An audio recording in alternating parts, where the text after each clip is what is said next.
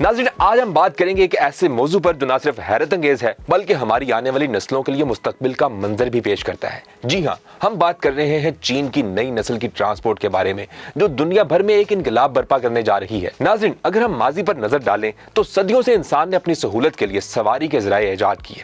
पहले जानवरों के जरिए सफर होता था, फिर पहिया ईजाद हुआ, फिर गाड़ियां और रेलगाड़ियां आई।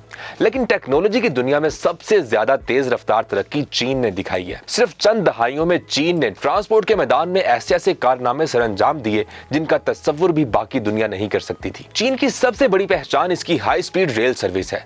ये रेलगाड़ियां सैकड़ों किलोमीटर फी घंटा की रफ्तार से दौड़ती हैं और दुनिया को हैरान कर देती हैं। लेकिन अब जो नई नस्ल की ट्रेन सामने आई है वो किसी साइंस फिक्शन फिल्म का मंजर लगती है। नाज़रीन, ये ट्रेन सिर्फ जमीन पर नहीं दौड़ती बल्कि ऐसे लगता है जैसे ये हवा में तैर रही हो। इस टेक्नोलॉजी को मैग्ल्यू कहा जाता है, यानी मकनातीसी ताकत से चलने वाली रेलगाड़ी। इसमें पहिए नहीं बल्कि एक खास निजाम है जो रेल को ट्रैक के ऊपर मुअल्लिक रखता है। जरा सोचिए, एक ऐसी ट्रेन जो ट्रैक को छूती ही नहीं, रगड़ खत्म, शोर कम और रफ्तार कई गुना बढ़ गई। मौजूदा रिकॉर्ड के मुताबिक चीन की नई मैग्ल्यू ट्रेन 600 किलोमीटर फी घंटा की रफ्तार से दौड़ सकती है। नाज़रीन, इतनी तेज रफ्तार का मतलब यह है कि लाहौर से कराची का फासला सिर्फ 2 से 2.5 घंटे में तय हो सकता है। चीन के इंजीनियर्स ने न सिर्फ रफ्तार पर तवज्जो दी बल्कि इसे माहौल दोस्त भी बनाया। ये ट्रेन बिजली पर चलती है और धुआं या आलूदगी पैदा नहीं करती। दुनिया भर में जब माहौलियाती तब्दीलियों का खतरा बढ़ रहा है तो ये कदम वाकई मुस्तकबिल के लिए उम्मीद की किरण है।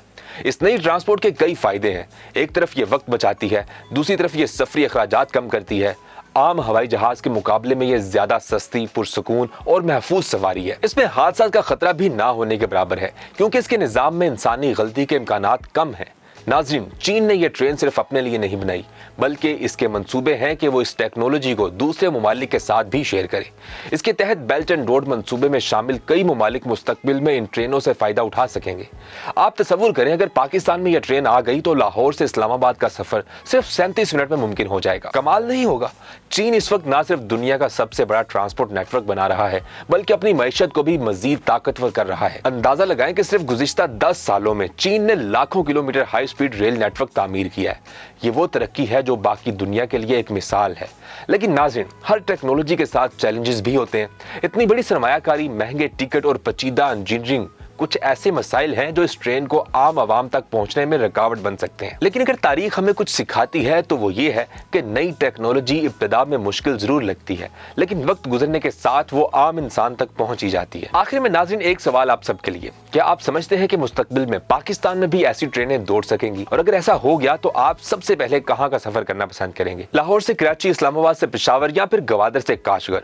कमेंट बॉक्स में लाजमी आगाह करें। दोबारा हाजिर होंगे किसी नई अमेजिंग वीडियो के साथ। तब तक अपना और अपने प्यारों का बहुत सारा ख्याल रखें। अल्लाह ने के बाद।